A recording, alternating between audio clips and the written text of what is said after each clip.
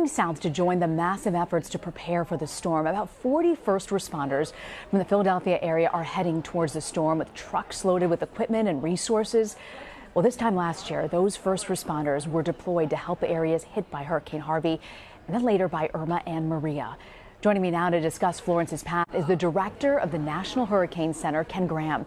So, Ken, what's the current timeline for Hurricane Florence? Well, definitely still a major hurricane here, and really looking at the satellite, we have aircraft out there now. We have an expansion, actually, of this hurricane. It's indicating some sort of strengthening going on, so we'll have some updates as we get more information in. But the timeline is this. We expect a major hurricane to continue to make it towards the Carolina coast. So it looks like by Friday morning, reaching the coastline. And then if you notice, some of these lines get closer together. The closer they are together means the slower the storm. And that's why we're expecting, we've got a lot of storm surge. We've got heavy rain and the high winds. Just about every aspect of the impacts is what we can expect. So, it was interesting, those lines you were talking about, the fact that it slows down there and that it looks to me as landfall, right? Is that correct? What impact could that have?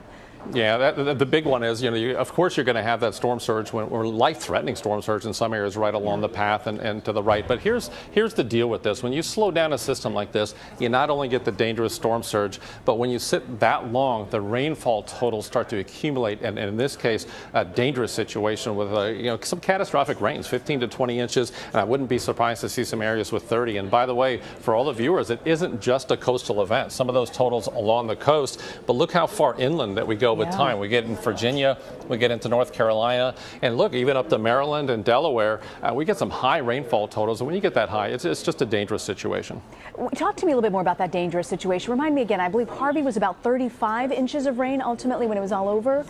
30 or 35. How is it different, the topography of Texas being flat versus the areas that you're seeing here, the Carolinas and Virginia, which I believe is more hilly, no?